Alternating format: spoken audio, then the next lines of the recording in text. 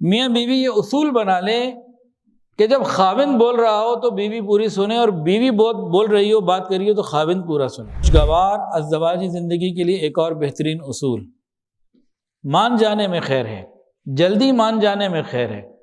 بحث مباحثہ طویل کرنا، ضد اور انا کا مسئلہ بنا لینا، لمبے مسئلوں میں جانا ہماری ہی زندگی کو خراب کر رہا ہے، کسی اور کی زندگی تو خراب نہیں ہو رہی، اپنی زندگی خراب ہو رہی۔ اس لیے طلاق کی ریشو بڑھتی جا رہی ہے۔ پہلے باقاعدہ ماں باپ کہتے تھے بیٹی کو، بیٹی کا باپ کہتا تھا، ماں کہتی تھی کہ اپنے شوہر کے لیے رات کو بنا کرو، تیار ہوا کرو۔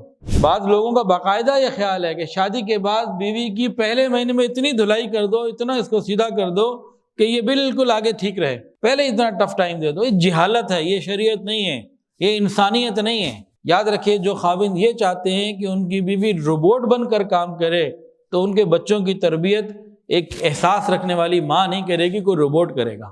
اپنی شخصیت کے وقار کے ساتھ جو خاوند پیار سے اپنی بیوی کا دل نہیں جیت سکا، وہ تلوار سے دل نہیں جیت سکا۔ آج کل کے مرد کام میں، کاروبار میں، بزنس میں، جاب میں، باہر کے کاموں میں اتنا مصروف ہوتے ہیں، اولاد کی تربیت کے لیے وقت نہیں نکالتے۔ بیوی کو کہتے ہیں تیری ذمہ داری ہے ان کی تربیت کر، اولاد میری ہے، ذمہ داری تیری ہے۔ اور جب وہ بگڑ گئی خدا نہ خواستہ تو بیوی نے کی۔ یتیم کون ہوتا ہے؟ یتیم خالی وہ نہیں ہوتا جس کے ماں باپ نہیں ہوتے۔ علماء نے لکھا یتیم وہ ہوتا ہے جس کے ماں باپ تو ہوں لیکن علم اور عمل اور تربیت سے محروم ہوں۔ تو ہمارے گھروں میں بھی یتیم پل رہے ہیں آج کل، ماں باپ دونوں موجود، باپ اے ٹی ایم اور ماں روبوٹ، یہ لے آؤ، وہ پکا دو، کھانا کر دو، یہ کر دو، گھر صاف کر دو۔ عورت جب جہنم میں جا رہی ہوگی تو ممکن ہے 4 لوگوں کو جہنم میں لے کے جائے۔ وہ 4 لوگ کون ہوں گے؟ خاوند، باپ، بیٹا اور بھائی۔ کہ اللہ کھانا ذرا سا تیز ہو جاتا، نمک یا کم ہو جاتا، یا لیٹ ہو جاتا، یا ٹھنڈا ہو جاتا، مزاج کے خلاف ہو جاتا، تو یہ میرا بھائی، یہ خاوند، یا بیٹا، یا شوہر مجھ پہ ناراض ہوتے تھے، غصہ کرتے تھے، اور میں اسکرین کے سامنے تماشے دیکھ رہی ہوتی تھی اور نمازیں قضا ہو رہی ہوتی تھی، اور یہ وہ، میں کبھی نہیں کچھ کہتے تھے۔ خوشگوار ازدواجی زندگی اللہ رب العزت کی نعمتوں میں سے ایک بہت بڑی نعمت ہے۔ بحیثیت مسلمان ہمیں یہاں پہ بھی اللہ تعالیٰ سے اور رسول اللہ صلی اللہ علیہ وآلہ وسلم سے جو کچھ ملتا ہے، اس پر اگر ہم عمل کریں تو ایک اچھی زندگی گزارنے والے بنیں۔ اللہ فرماتے ہیں ہن لباس لکم وانتم لباس لہن۔ دونوں کو ایک دوسرے کے بارے میں فرمایا کہ تم دونوں ایک دوسرے کے لباس ہو، وہ تمہارا لباس ہیں اور تم ان کا لباس ہو۔ دونوں ایک دوسرے کے لیے زینت کا ذریعہ بنے، دونوں ایک دوسرے کی عیب پوشی کا، چھپانے کا ذریعہ بنے، دونوں ایک دوسرے کی خوبیوں کو دکھانے کا ذریعہ بنے، دونوں ایک دوسرے کو گرم سرد ماحول سے بچانے کا ذریعہ بنے۔ ہن لباس لکم وانتم لباس لہن، تم دونوں ایک دوسرے کے لیے لباس ہو، وہ تمہارے لیے، تم ان کے لیے۔ اب آج کا جو موضوع ہے، ازدواجی زندگی بہتر گزارنے کے لیے ذمہ داری تو پورے گھر کی ہے، بالخصوص میاں بیوی کی ہے، اور سب سے زیادہ خاوند کی ہے کہ اللہ تعالیٰ نے اس کو سربراہ بنایا، بڑا بنایا، تو سب سے بڑی ذمہ داری گھر کو آباد کرنے کی یہ شوہر کی ہے۔ اور ایک کتاب ہے میرے ہاتھ میں، ہمارے شیخ حضرت پیر حافظ ذوالفقار احمد نقشبندی دامت برکاتہ العالیہ کی مثالی ازدواجی زندگی کے سنہری اصول۔ خوشگوار زندگی گزارنے کے لیے اس کتاب کا مطالعہ بار بار پڑھنا بہت ضروری، شادی کے قریب بھی، شادی کے بعد بھی، اور کسی بھی عمر کے حصے میں۔ ایک دوسری کتاب ہے حضرت جی کی شادی خانہ آبادی۔ یہ ہر شادی شدہ گھر میں، یعنی کہ میاں بیوی کے پاس یہ دونوں کتابیں ہونی چاہیے۔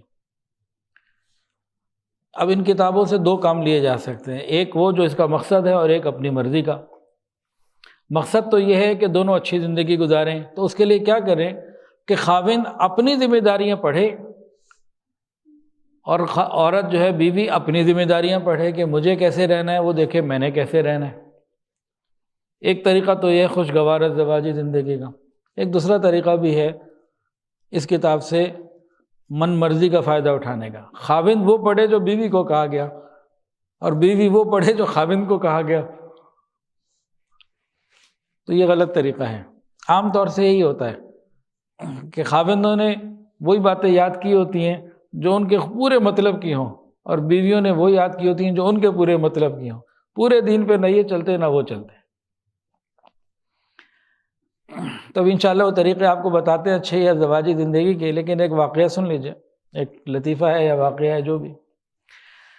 ایک صاحب کی شادی ہونے والی تھی، تو انہیں معلوم ہوا کہ ان کے علاقے میں کوئی جوڑا ہے جس کو 50 سال ہو چکے ہیں شادی کو، بڑی اچھی زندگی گزارے ہیں، گولڈن جوبلی ہو گئی ہے ان کی. تو کہا چلو یہ تجربہ کار بابا جی ہیں، ان سے جا کے چل کے پوچھتے ہیں کیسے زندگی گزاری ہے آپ نے اچھی. لوگ آپ کی مثالیں دیتے ہیں. اب میری بھی گولڈن جوبلی ہو گئی ہے شرعی اعتبار سے تو چند مہینے پہلے، اور 22 جنوری کو 25واں سال ہے انشاءاللہ. زندگی رہی تو وہ بھی پوری ہو جائے گی، وہ تو ہو ہی چکی ہے جو اصل قمری ہے. تو خیر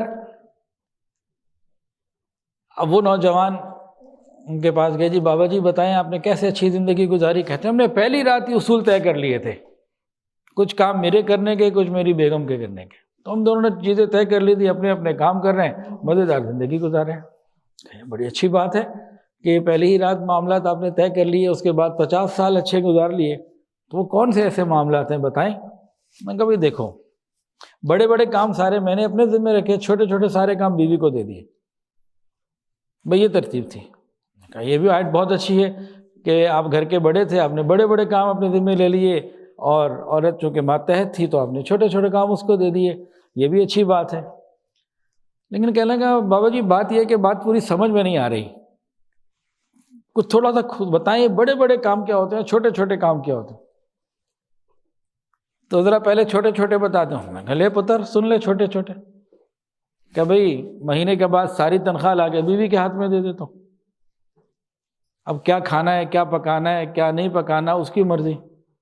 گھر میں کس نے آنا ہے، کس نے نہیں آنا اس کی مرضی. ہم نے کس گھر میں جانا ہے، کس سے ملنے جانا ہے اس کی مرضی. اور زندگی کے جتنے جس طرح کے معاملات ہیں نا، کیا پہننا ہے، کیا اوڑھنا ہے، کیسے رہنا ہے، وہ سارا کام اس کا. یہ سارے چھوٹے چھوٹے کام سارے اس کے. اچھا جی بڑے بڑے کام بابا جی آپ نے اپنے ذمہ کون سے لیے ہوئے؟ کہاں بھئی چائنا اور امریکہ کی جنگ کب ہوگی، چاند پہ تو بندہ پہنچ گیا، مریخ پہ کب پہنچے گا، ڈالر اب 300 کا ہو گیا، نیچے کب آئے گا، اوپر کب جائے گا، اور اگلی حکومت کس کی ہوگی. مریخ پہ وہ پانی تلاش کر رہے، پتہ نہیں ان کو ملا کہ نہیں ملا. تو اس قسم کے جو بڑے بڑے کام ہیں نا، پیٹرول کا ریٹ اب کیا ہوگا، تو یہ میرے ہیں، باقی سارے کام اس کے. تو یہ ان بابا جی کا طریقہ تھا. لیکن ہم اپنے شیخ کی باتیں جو ہے نا وہ سنیں گے. حضرت جی فرماتے ہیں کہ قرآن مجید میں آتا ہے کہ سکون کی جو چیزیں ہیں نا وہ 3 ہیں. سکون کا باعث 3 چیزیں قرآن مجید میں آئیں. وَمِنْ آيَاتِهِ أَنْ خَلَقَ لَكُم مِّنْ أَنفُسِكُمْ أَزْوَاجًا لِتَسْكُنُوا إِلَيْهَا. ایک تو بیوی کو فرمایا اللہ تعالیٰ نے کہ خاوند کو ان سے سکون ملتا ہے. تو بیوی کا سکون کا ایک ذریعہ بیوی. دوسرا گھر، وَاللَّهُ جَعَلَ لَكُم مِّن بُيُوتِكُمْ سَكَنًا. گھر کو مسکن کہتے ہیں نا، سکون، مسکن. سکون کا مطلب ٹھہراؤ. تو ایک ہو گئی بیوی، دوسرا ہو گیا سکون، اور تیسری چیز اللہ رب العزت نے سکون کی قرآن میں بتائی، هُوَ الَّذِي جَعَلَ لَكُمُ اللَّيْلَ لِتَسْكُنُوا فِيهِ. هُوَ الَّذِي جَعَلَ لَكُمُ اللَّيْلَ لِتَسْكُنُوا فِيهِ. اللہ رب العزت نے رات کو سکون کا ذریعہ بنایا. تو سکون کو اگر 100 نمبر دیے جائیں تو 33% بیوی، 33% رات، اور 33% گھر. 33 یوں سمجھ لیجئے. اب جو خاوند اپنی بیوی کے پاس اپنے گھر میں رات کو جلدی آ گیا، یہ 100% سکون میں ہے. جو گھر سے دور، بیوی سے دور، اس کے بعد سکون اور کم ہو گیا. تو کامل سکون اسی کو ملے گا جو خاوند جلدی گھر میں اپنی بیوی کے پاس اپنے گھر میں ہو. یہ کامل سکون میں ہے. جو نوجوان اپنے دوستوں کی محفلوں میں گپے لگاتے رہتے ہیں، دیر سے گھر آتے ہیں، رات کو فقط سونے کے لیے گھر آتے ہیں، یہ بیچارے سکون سے بہت دور ہیں. یہ قرآن کی جو سکون کی ترتیب ہے اس سے یہ بہت دور ہیں. خوشگوار ازدواجی زندگی کے لیے، گھر کے خوبصورت ماحول کے لیے ہمیں ایک سنت کو اور اپنانا چاہیے. نبی علیہ الصلوۃ والسلام مغرب کے بعد سونا پسند نہیں فرماتے تھے، اور عشاء کے بعد زیادہ جاگنا مکروہ فرماتے تھے، مکروہ سمجھتے تھے، پسند نہیں فرماتے تھے. ہاں کوئی دین کا کام ہے تو ساری رات بھی اگر جاگنا پڑے تو تھوڑا ہے، رات تھوڑی ہے، لیکن ویسے نبی علیہ الصلوۃ والسلام کی عادت مبارکہ یہ تھی کہ عشاء کے فوراً بعد سو جانا، جلد سے جلد سو جانا۔ آج عام طور سے فجر کی جو نماز قضا ہوتی ہے اس کی ایک بہت بڑی وجہ رات کو دیر سے سونا ہے، خواہش کے باوجود نہیں اٹھ پاتے، آدھی رات تک جب اسکرین کے سامنے بیٹھے رہیں گے تو فجر کے لیے آنکھ کیسے کھلے گی؟ تو خود بھی جلدی سونے کی عادت ہو، بچوں کو بھی جلدی سونے کی عادت ڈالی جائے۔ تہجد کے وقت حدیث کا مفہوم ہے اللہ رب العزت فرشتوں کو بھیجتے ہیں کہ ان غافل لوگوں کو جن کو رات کو 2-3 بج گئے انٹرنیٹ پہ اور سوشل میڈیا پہ، ان کو سلا دو، غافلوں کو سلا دو، میرے پیاروں کو جگا دو، یہ میرے دینے کا وقت ہے، میرے پیارے اٹھیں گے میں ان کو عطا کروں گا۔ تو جو غافل لوگ ہوتے ہیں یہ رات کو دیر تک جاگنا غفلت کی نشانی ہے، کوئی اچھی نشانی تو نہیں ہے، فطری اعتبار سے، صحت کے اعتبار سے، ہر اعتبار سے نقصان دہ، اور اللہ کا حکم بھی فجر کی نماز قضا ہونے سے ٹوٹتا ہے۔ اگر ہم یہ چاہتے ہیں ہمارے فرائض محفوظ رہیں تو ہم سنت کی حفاظت کریں، سنت پر پابندی سے عمل کریں۔ ہم یہ چاہتے ہیں جو یہ چاہے کہ اس کے سنت محفوظ رہیں، مستحبات کی آداب کی رعایت رکھیں، ان کا خیال رکھیں۔ جس کی سنت محفوظ اس کے فرض خود بخود محفوظ، جس کے آداب اور مستحبات محفوظ اس کی سنت خود بخود محفوظ۔ ایک باؤنڈری لائن ہے، آگے بڑھنے سے رکتا ہے بندہ۔ جو آداب اور مستحبات کی رعایت نہ کرے سنت ختم ہوتی ہے، جو سنتوں کی رعایت نہ کرے تو فجر کے باقی فرائض جو ہے نا وہ متاثر ہوتے ہیں، اور پھر انسان حرام اور نافرمانی اور گناہ میں پڑ جاتا ہے۔ عشاء کے بعد جلدی سونا سنت ہے، ہم نے اس کو چھوڑ دیا، ہماری فجر قضا ہو گئی۔ فجر جو نیک لوگ ہیں خوف خدا والے، اٹھے مارے باندھے پڑھ تو لیتے ہیں لیکن انہیں پھر پتہ نہیں ہوتا فجر پڑھ کے کدھر ہیں وہ، فجر بھی آدھی نیند میں پڑھ رہے ہوتے ہیں اور کئی دفعہ قضا ہو رہی ہوتی ہے۔ یہ سنتوں سے محرومی کی بات ہے، سنت کی قدر نہ کرنے کی بات ہے۔ آج سے بہت سے لوگ یہ کہتے ہیں وہ جی سنت ہی تو ہے نا، کوئی فرض تو نہیں ہو گیا۔ ارے سنت کسے کہتے ہیں؟ سنت کہتے ہیں رسول اللہ صلی اللہ علیہ وآلہ وسلم کے مبارک عمل کو۔ آپ کا عمل کیسے چھوٹا ہو سکتا ہے؟ آپ کا عمل کیسے ہلکا ہو سکتا ہے؟ نبی علیہ السلام کا عمل چھوٹا اور ہلکا اور معمولی ہو سکتا ہے؟ نہیں، سوال ہی پیدا نہیں ہوتا۔ تو اس سوچ نے ہمیں بہت ساری سنتوں سے پیچھے کر دیا۔ اگر ہم رات کو جلدی سونے کی عادت بنائیں تو رات کو تہجد میں اٹھنے کی عادت بھی بن جائے۔ آج کل 7 بجے عشاء ہے لاہور میں، اگر کوئی 9-10 بجے بھی سو جائے، 11 بجے بھی سو جائے تو بھائی فجر تو 5:30 بجے ہے، کتنا سوئے گا؟ 4:30-5 آنکھ کھلی جاتی ہے، خود بخود تہجد ملتی ہے۔ علماء نے لکھا تہجد کا وقت برکت کا وقت ہے، اگر کوئی شخص صرف اٹھ جائے گو نماز نہ پڑھ سکے تب بھی اس کو اس کا فائدہ ملے گا۔ اور ہمارے بزرگوں میں خاندانوں میں پہلے یہ روایت رہی ہے کہ تہجد کے وقت کچھ روزہ رکھنا ہو نہ رکھنا ہو، سحری کے وقت کچھ کھانا پینا ہلکا پھلکا کر لیتے، کوئی کام کر لیتے کہ اس میں بھی برکت ہو جاتی تھی، وہ وقت ہی برکت کا ہے۔ تو جلدی سونے کی عادت اپنی بھی ہو اور بچوں کی بھی ہو، اور یہ دونوں کام میاں بیوی کو آپس میں محبت سے مشورے کے ساتھ طے کرنے کی ضرورت ہے۔ جو فجر کے بعد سوتا رہتا ہے اس کے رزق میں بھی تنگی آتی ہے، اور آج یہ بتایا سائنسدانوں نے کہ سورج کے نکلنے کے وقت جو شعاعیں نکلتی ہیں زمین سے، کچھ ایسے معاملات ہوتے ہیں سونے والوں کے لیے نقصان دہ ہیں، جو اس وقت چل پھر رہے ہوتے ہیں، بیٹھے ہوتے ہیں، کام کر رہے ہوتے ہیں، ان کو وہ نقصان نہیں پہنچاتے۔ تو فطرت کا نظام ایسا خوبصورت ہے۔ اور حضرت جی فرماتے ہیں کہ فجر کی نماز کے بعد سوئے رہنا یہ یادداشت کو کمزور کر دیتا ہے۔ انسان فجر کے لیے اٹھے اور اگر نیند کا کچھ تقاضا باقی ہے، جیسے آج کل کی ہماری روٹین ایسی بن گئی ہے، تو کوشش یہ کرے کہ سورج نکلنے کے بعد آرام کرے، اشراق کے بعد جہاں تک ممکن ہو۔ بہرحال فجر چاق و چوبند ہو کے پڑھنا یہ ضروری ہے۔ یہ رات کو دیر سے سونا، ناشتہ فٹافٹ کرنا اور رات کو تگڑے کھانے کھانا، یہ کس کی عادت ہے؟ یہ کہاں سے آئی ہے؟ اسلام میں تو نہیں تھی یہ کفر سے ہم نے لی۔ ناشتہ آج ہمارا کیسا، جیسے کافروں نے بنایا ہوا نا، بس جھٹ پٹ ناشتہ کیا اور چلے، رات کو تسلی سے بیٹھنا ہے، 7 میل 5 میل ڈنر کرنا ہے تو رات کو کرنا ہے، اور دیر تک جاگنا ہے، اور صبح ٹائم پہ جلدی جانے کے لیے وقت پہ جلدی یعنی کہ جگہ پہ کام پہ جلدی پہنچنے کے لیے ناشتے کو بالکل منیمائز کیا ہو، یہ کس کی ترتیب ہے؟ مسلمانوں کی تو نہیں، ہم بھی اسی پر آ گئے۔ زندگی کا منحوس دن کون سا ہے؟ کوئی بتائے گا جی؟ ہاں جی، جس دن فجر کی نماز قضا ہو جائے۔ ایک نوجوان قسم کھا بیٹھا اپنی بیوی کو کہنے کا کسی منحوس دن میں تجھے طلاق دے دوں گا۔ اب سوچتا تھا منحوس دن کون سا ہوگا۔ ایک فقیہ تھے، ان کے پاس گیا، پوچھا کہ جی میں نے اس طرح سے بات کی ہے، کیا کروں؟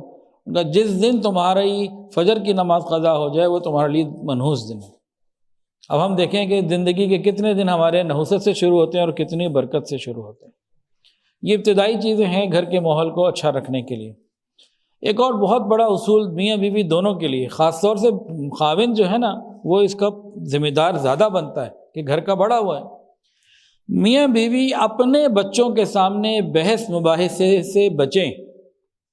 میاں بیوی اپنے بچوں کے سامنے تکرار سے، بحث سے بچیں۔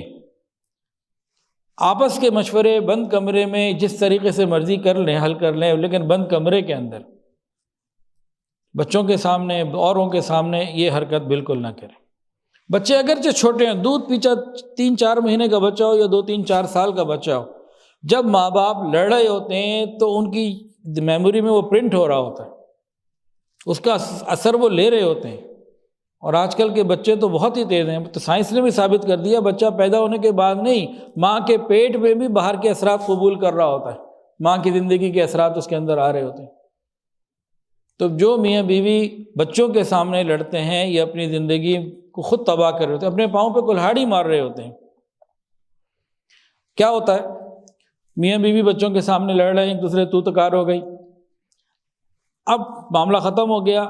کسی وقت میں والد اپنے بچوں کو کچھ سمجھا رہا ہے اور غصہ کرنے لگتا ہے تو دل ہی دل میں کہتے ہیں امی کا غصہ اتار رہا ہے، وہاں تو اتار نہیں سکے، اب ہماری باری آ گئی۔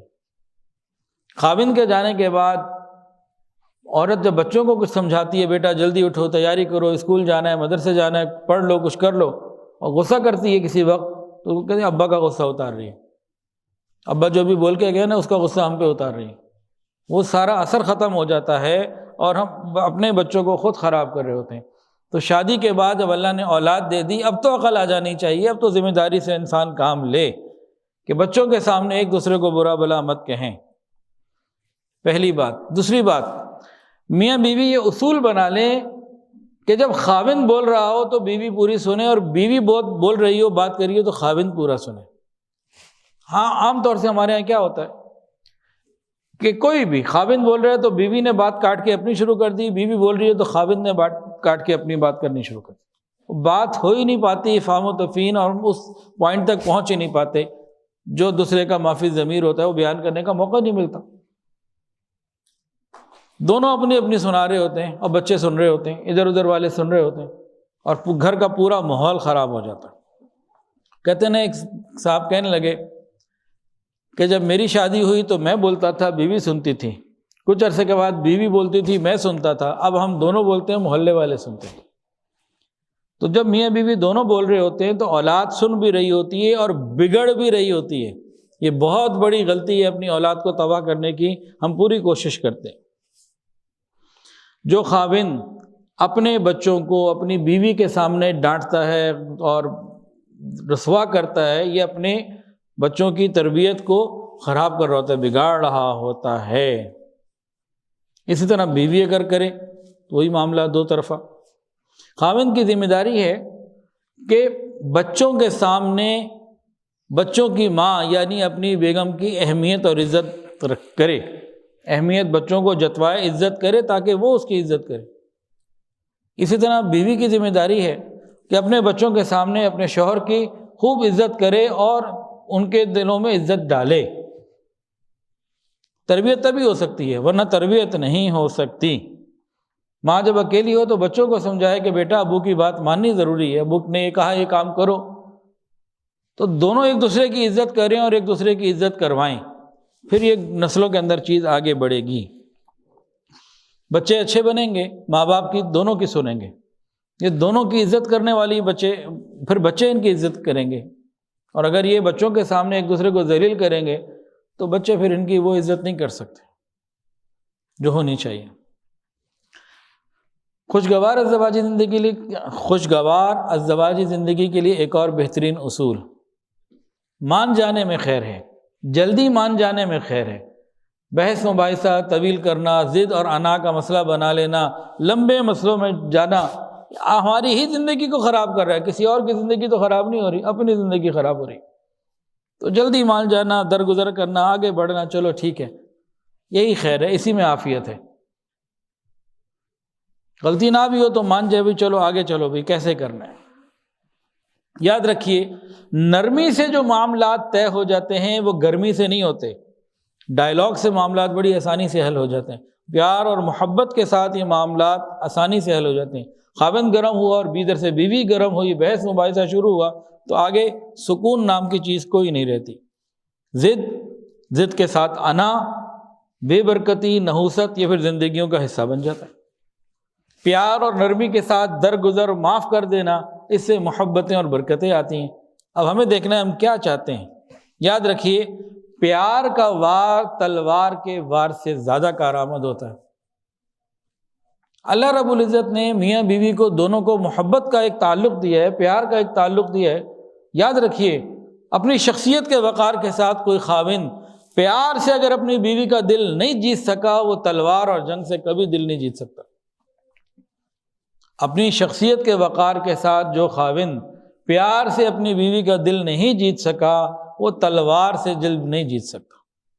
ایک بہت اصولی بات سمجھ لیجئے، نبی علیہ الصلوۃ والسلام نے حضرت علی رضی اللہ عنہ کو بتائی تھی۔ وہ کون تھے؟ خاوند تھے، اپنی بیوی کے شوہر تھے۔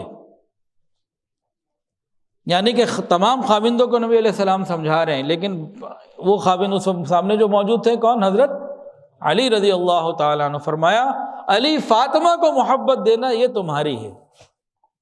یعنی عورت کے اندر یہ اللہ نے رکھا ہے، خاوند اپنی محبت دے دے، سب کچھ اس سے کروا لے، اس کو عزت کے دو بول تو، احترام تو دے۔ یہ بیوی ہے، بلی تو نہیں ہے۔ بلی کو بھی اگر خیال نہ رکھیں تو جہنم کی سزا ہے، تو بیوی کا درجہ بلی سے تو بہت بڑا ہوا۔ تو یاد رکھیے، دل پہ یہ لکھ لیجئے کہ پیار کا وار تلوار سے زیادہ کارگر ہوتا ہے۔ جو خاوند پیار سے، محبت سے اپنی بیوی کا دل نہیں جیت سکا، یہ تلوار سے کبھی نہیں جیت سکتا۔ میاں بیوی کی ایک اور ذمہ داری، گھر کے پورے اوورآل ماحول کے اوپر، گھر کے انوائرمنٹ کے اوپر توجہ دیں۔ ساری چیزوں کو مشورے سے طے کرنے کی کوشش کریں۔ اولاد پہ توجہ دینا۔ آج کل کے مرد کام میں، کاروبار میں، بزنس میں، جاب میں، باہر کے کاموں میں اتنا مصروف ہوتے ہیں، اولاد کی تربیت کے لیے وقت نہیں نکالتے۔ بیوی کو کہتے ہیں تیری ذمہ داری ہے ان کی تربیت کر، اولاد میری ہے، ذمہ داری تیری ہے۔ اور جب وہ بگڑ گئی خدا نہ خواستہ تو بیوی نے کی، ان کی کوئی ذمہ داری نہیں ہے۔ کیا سمجھتے ہیں جب اللہ نے اولاد دی تو ان کو ذمہ داری کوئی نہیں دی؟ یہ کیسے ہو سکتا ہے؟ یتیم کون ہوتا ہے؟ یتیم خالی وہ نہیں ہوتا جس کے ماں باپ نہیں ہوتے۔ علماء نے لکھا، یتیم وہ ہوتا ہے جس کے ماں باپ تو ہوں لیکن علم اور عمل اور تربیت سے محروم ہوں وہ۔ تو ہمارے گھروں میں بھی یتیم پل رہے ہیں آج کل، ماں باپ دونوں موجود ہیں، وہ روبوٹ مشین ہے، ATM مشین، باپ ATM مشین، بیوی روبوٹ، یعنی باپ ATM اور ماں روبوٹ۔ یہ لے آؤ، وہ پکا دو، کھانا کر دو، یہ کر دو، گھر صاف کر دو۔ وہ محبتیں، وہ تعلق، وہ اپنائیت ہے ہی نہیں۔ اپنے بچوں کو سینے سے لگائیں۔ یہ جو بازار کے کھانے آتے ہیں نا، اور سب بیٹھ کے کھاتے ہیں گھر میں، اس سے آپس میں محبت اس طرح سے نہیں بڑھ سکتی۔ جب ماں یہ کہے کہ بیٹا یہ تمہاری پسند کا میں نے اپنے ہاتھ سے بنایا، بیٹی تمہیں یہ پسند تھا نا، آپ کے لیے میں نے آج یہ بنایا، آج آپ کی پسند بنا لی، آج آپ کی پسند بنا لی۔ کیا خیال ہے بازار کے کھانوں میں یہ بات آ سکتی ہے؟ کبھی نہیں آ سکتا۔ اب یہ جیکٹ پہنی ہوئی ہے، سردی ہے، اچھی جیکٹ ہے، الحمدللہ مزہ آ رہا ہے، اللہ کا شکر ہے، نعمت ہے۔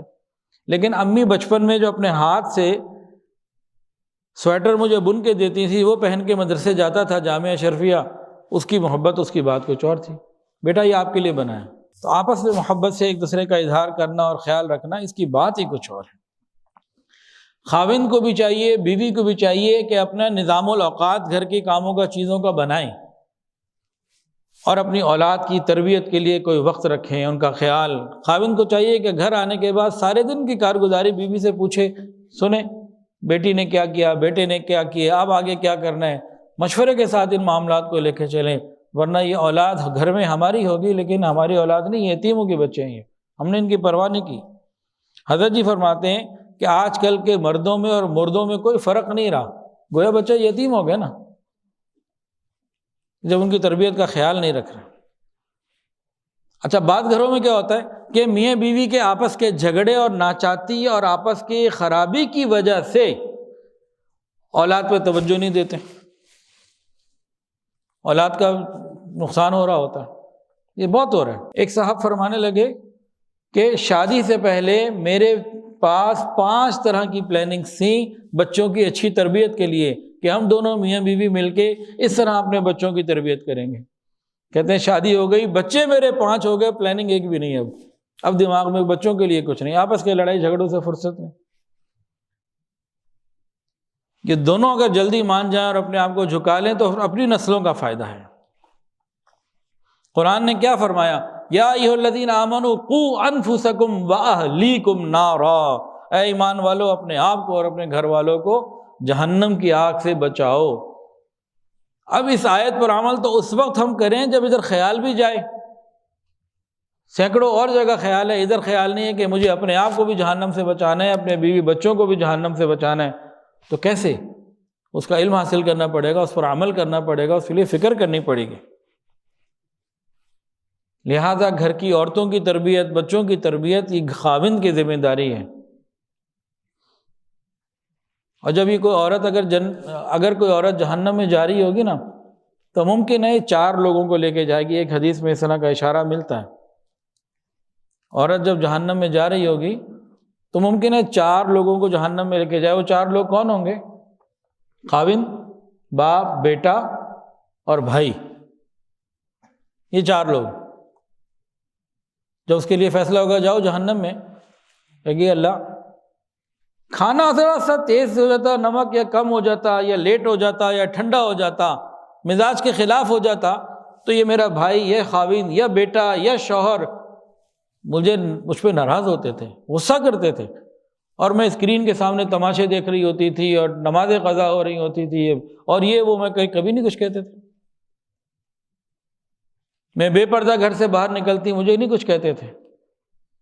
فجر قضا ہو جائے کوئی مسئلہ نہیں، دیر سے اٹھے کوئی بات نہیں، بچے 10 منٹ لیٹ پہنچے تو اس پہ غصہ کہ انہوں نے میرے دین کے حساب سے کچھ نہیں خیال کیا، باقی ساری باتوں کی فکر ہوتی تھی، ٹائم ٹیبل ہوتا تھا، یہ کرنا ہے، یہ کرنا ہے، یہ کرنا ہے۔ تو یہ خود تو جائے گی لیکن مزید لوگوں کو بھی جائے گی۔ ساس اور بہو کے جھگڑے یہ مشہور و معروف ہیں، ہر گھر کی کہانی ہے۔ شاید ہی کوئی گھر ایسا ہو، ہزاروں میں ایک یا لاکھوں میں ایک، کئی گھر ہوں گے بمشکل جہاں یہ مسئلہ نہ ہو۔ ہر جگہ یہ مسئلہ کیوں ہوتے ہیں؟ خوف خدا اور فکر آخرت نہیں ہے، یہ کم ہو چکی ہے۔ اس کی بہت بڑی وجہ یہ ہے۔ دوسری کیا وجہ ہے؟ پہلی وجہ کیا بتائی؟ فکر آخرت نہیں ہے۔ خوف خدا اگر دونوں طرف ہو کہ مجھے اللہ کے سامنے جواب دہ ہونا ہے تو کافی حد تک کنٹرول ہو جاتا ہے۔ دوسری وجہ کیا ہوتی ہے؟ عورتوں کے اندر جلد بازی کی بہت زیادہ عادت ہوتی ہے، جلدی میں سارے فیصلے کر لیتی ہیں۔ تیسری وجہ بدگمانی بہت زیادہ ہوتی ہے۔ چوتھی وجہ علم پورا نہیں ہوتا، دوسرے کی بات صحیح طریقے سے سمجھی نہیں ہوتی۔ اس طرح کی چند وجوہات کی وجہ سے معاملات بہت بگڑتے ہیں۔ چھوٹی چھوٹی بات، ایک آدمی کسی مقصد سے کوئی بات کر رہا ہے، دوسرے نے اس کو سمجھا نہیں اور بس بدگمانی، غصہ، نہ یہ چیزیں ہوتی ہیں، اس کو جناب اوپر نیچے کر کے کام ختم کر دیا۔ ایک مرتبہ ایک بہو تھی، اس نے کہا میں نے بیت الخلاء جانا ہے، ساس کو کچھ سمجھ نہیں آیا، اس نے کہا ٹھہر جاؤ، شوہر آنے والا ہے، اس کے ساتھ چلی جانا۔ اور بیٹھی رہی۔ اب تقاضا بڑھا، اس نے کہا جی میں نے جانا ہے۔ تجھے کہا نہیں بیٹھ، ابھی شوہر آنے ہی والا ہوگا، اس کے ساتھ چلی جا، کیا ہوگا تجھے؟ اب جب مشکل ہو گیا اس کے لیے روکنا، وہ اٹھ کے چلی گئی۔ اس نے تیسری دفعہ نہیں کچھ پوچھا، واش روم چلی گئی سیدھا۔ اتنے میں پیچھے سے خاوند آ گیا۔ نے پوچھا امی کدھر ہے؟ کہا میں نے تو اس کو بڑا سمجھایا تھا تیرے ساتھ جائے، خود ہی چلی گئی، اکیلی چلی گئی۔ 2 منٹ بعد پتہ لگا وہ واش روم گئی تھی۔ یہ ایک مثال ہے اس طرح کی بہت ساری باتیں ہو رہی ہوتی ہیں، چھوٹی چھوٹی باتیں پھر مشکل بن جاتی ہیں، بڑی بن جاتی ہیں۔ بہو کو بھی چاہیے کہ ساس کو ماں کا رویہ دے۔ عام طور سے دیکھا گیا ہے ماں اگر تھپڑ بھی لگا لے تو بیٹی برداشت کر لیتی ہے، ساس کی تنقید برداشت نہیں ہوتی، اس کا لہجہ برداشت نہیں ہوتا۔ تو اگر یہ ماں کا تھپڑ برداشت کر سکتی ہے تو ساس کو ماں سمجھ کے اس کی بات کیوں نہیں برداشت کر سکتی؟ ایک خاتون کی شادی ہو گئی، شادی کے بعد انہوں نے حضرت جی کو فون کیا، حضرت کو کہا کہ جی مجھے ساس بڑی بری ملی ہے۔ تو پوچھا خاوند کیسے ہیں؟ کہ جی وہ تو بڑا اچھا الحمدللہ خیال کرنے والا ہے، لیکن یہ ساس جو ہے نا یہ بس بڑی بری ہے۔ حضرت نے فرمایا، اس بچی سے پوچھا ٹیلی فون پہ کہ بھئی تمہاری ساس میں کوئی تو اچھی عادت ہوگی، ذرا غور کرو۔ اس نے کہا حضرت کوئی اچھی عادت ہے ہی نہیں۔ حضرت نے فرمایا کہ بھئی تمہاری نظر میں انصاف نہیں ہے، تمہاری نظر میں انصاف نہیں ہے، ایسا نہیں ہو سکتا کہ کوئی اچھی عادت بالکل نہ ہو۔ پھر حضرت نے اس کو سمجھانے کے لیے بات کہی، بہت پیاری ہے۔ فرمایا کہ دیکھو جب تمہاری شادی اس نوجوان سے نہیں ہوئی تھی جو تم کہہ رہی ہو بہت اچھا ہے، تو تمہیں پسند کس نے کیا تھا؟ اسی ساس نے کیا تھا نا۔ تو اس کا یہ تھوڑا احسان ہے کہ تمہیں اتنے اچھے بندے کے ساتھ جوڑ دیا، جو اس کی تھوڑی مہربانی ہے تمہارے اوپر۔ اب قدر کرو اور اچھائیاں تلاش کرو۔ تو وہ اس کو وہ بات سمجھ میں آ گئی، کہنے لگے نہیں ٹھیک ہے، اب مجھ سے غلطی ہوئی ہے، اب میں خیال کروں۔ تو وہ ایک دوسرے کی قدر کرنے سے ہی بات بنتی ہے۔ ہمارے معاشرے میں کیا ہوتا ہے، آج کل جو ہمارے گھروں میں بہو ہے نا، جوان بیوی ہیں یا بہو جو بھی کہیے، کہتی ہے میں ساس اچھی نہیں ملی، ساس ایسی ویسی، یہ کرتی ہے وہ کرتی ہے، اس کو چاہیے مجھے محبت دے، میرا خیال رکھے، میری بات سنے، کچھ کرے، مجھے بیٹی سمجھے۔ جب کچھ عرصے کے بعد یہ خود ساس بن جاتی ہے تو وہی سب کچھ کرتی ہے جو اس کے ساتھ اس کی ساس نے کیا ہوتا ہے، اور اب کہتی ہے مجھے بہو اچھی نہیں ملی، اس کو چاہیے مجھے ماں سمجھے۔ تو سائیکل ہی اس طرح سے چل رہا ہے۔ آج جو بہو ہے اپنی ساس سے وہ جو کچھ چاہتی ہے، تو جب یہ خود ساس بنے گی تو پھر وہ سب کچھ آج نوٹ کر کے رکھ لے، اپنی بہو کو وہ دینا ہے تاکہ چلو اگلی نسل ہی ٹھیک ہو جائے۔ آج بہو جو کچھ اپنی ساس سے اپنے لیے چاہتی ہے وہ لکھ لے، جب یہ خود ساس بنے گی تو اس پر عمل کر کے دکھائے گی، یہ میں نے لکھا ہوا، اپنے لکھے ہوئے پر عمل کر کے دکھائے۔ ہوتا کیا ہے جب بڑی بن جاتی ہے نا، اب چودراہٹ، حکم میرا چلے، اسپیس نہیں دیتی۔ سمجھنے کی ضرورت ہے کہ بیٹے کی شادی ہو گئی، اب اس کی زندگی کے 2 حصے ہو گئے، ایک ماں کے ساتھ ایک بیوی کے ساتھ، اس کو سمجھنے کی ضرورت ہے۔ اچھا بعض گھروں میں کیا ہوتا ہے کہ ساس نے NOC دینا ہے تو پھر کوئی کام ہونا ہے۔ ایک درجے تک یہ بات بہت اچھی ہے، لیکن کہیں کہیں یہ بات نقصان کا ذریعہ بھی بنتی ہے۔ اگر ٹوٹلی یہ کر دیا جائے نا کہ بغیر ساس کی مرضی کے کچھ نہیں ہوگا تو ازدواجی زندگی خوشگوار نہیں گزر سکتی۔ بھئی وہ الگ فرد ہے زندگی کا، یہ ایک الگ فرد ہے زندگی کا، ایک حصہ ہے، تو کچھ چیزوں میں چھوٹ دینی ہوتی ہے ورنہ گزارا نہیں ہوتا۔ تو ساس کو بھی چاہیے کہ دل کو بڑا کرے اور بیٹے کو اور بہو کو ایک اسپیس دے، ورنہ کیا ہوتا ہے وہی کہتی ہے کہ ٹھیک ہے میں تمہیں اپنے گھر بھجوا دوں گی، میکے بھجوا دوں گی، اپنی پوزیشن کی جو ہے نا وہ لیڈ، اپنی پوزیشن کی وجہ سے وہ دوسرے کو تنگ کر رہی ہوتی ہے۔ تو یہ 2 طرفہ معاملات ہیں، یعنی کہ ہر جگہ کبھی کسی کا قصور زیادہ ہے، کبھی کسی کا قصور زیادہ ہے، لیکن آپس میں محبت سے ملے بغیر گزارا نہیں ہوتا۔ ہمارے اندر اگر ہم بہو ہیں تو انصاف نہیں ہے اور ساس ہیں تو انصاف نہیں، اس کی بہت بڑی وجہ خوف خدا کی کمی کہ اللہ کے سامنے ہمیں پیش ہونا ہے۔ تو آج جتنی بہو یہاں پر ہیں یا نوجوان بچیاں جو بھی ہیں شادی شدہ، یہ اپنی ساس سے جو رویہ فیل کر رہی ہیں، دیکھ رہی ہیں، جیسا یہ چاہتی ہیں لکھ لیں کہ میری ساس ایسی ہونی چاہیے، اور 10-20 سال بعد جب اللہ نے خود ساس بنائے تو پرچہ لے آئے مجھے کیسا ہونا چاہیے۔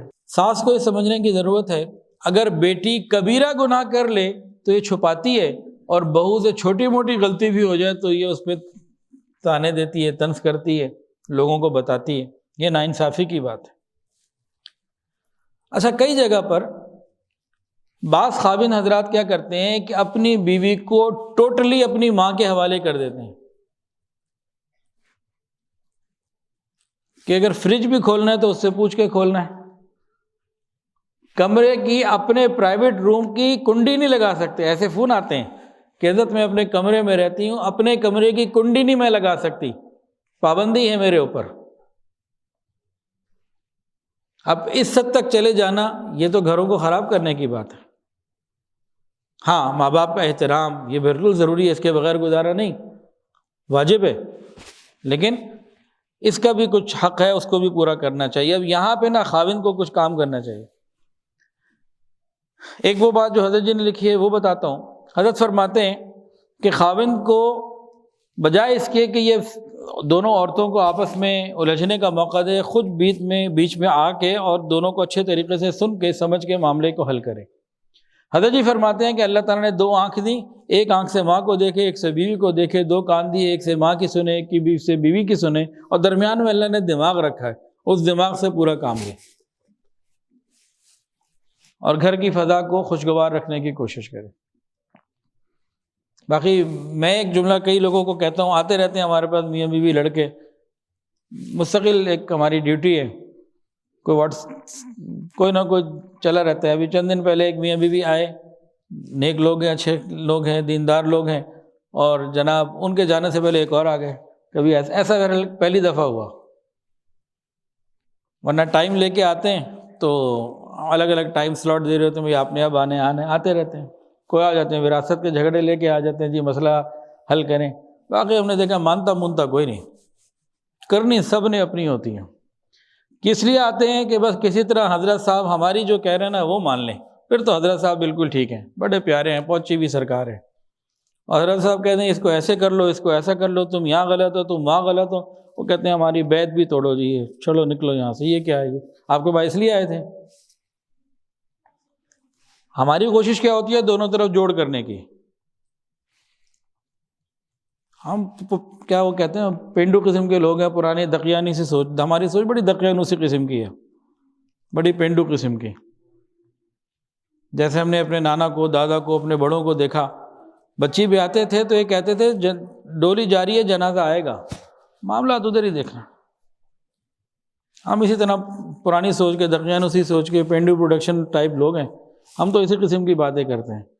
اب وہ آتے ہیں جی بس کچھ ہم جو کہہ رہے ہیں نا اس کے مطابق, اس نظر سے آپ دیکھیں. اب جب لوگ آتے ہیں, بعض دفعہ ہم دیکھ رہے ہوتے ہیں کہ اس وقت خاوند حق پر ہے گو, لیکن یہ اگر دب جائے گا تو مسئلہ حل ہو جائے گا. یا بعض دفعہ دیکھ لیں کہ بیوی حق پر ہے لیکن اگر دب جائے گی تو مسئلہ حل ہو جائے گا. تو ہماری کوشش کیا ہوتی ہے کہ سیٹلمنٹ کسی طرح سے ہو جائے, ابھی جو ڈیڈ لاک ہے یہ ختم ہو جائے, باقی چیزیں زندگی جب چلے گی تو جاری پانی میں سب بہہ جائے گا. تو بہت تھوڑے ہوتے ہیں جو لاج رکھتے ہیں, بات مانتے ہیں, بہت تھوڑے ہوتے ہیں. باقی واپس جا کے وہی ہوتے ہیں جی وہ گئے تو تھے لیکن کوئی فائدہ نہیں جی, انہوں نے تو ساری وہی باتیں کی ہیں. ہاں, اپنی مرضی کا پیر چاہیے, اپنی مرضی کی وہاں سے گائیڈ لائن چاہیے. تو یہ آج کل کا معاملہ ہے جی. اب خاوند کی ذمہ داری ہے کہ ان معاملات کو اچھے طریقے سے ہینڈل کرے, ماں کو ماں کا پورا مقام دے اور بیوی کو بیوی کا پورا مقام دے, پھر بات چلے گی.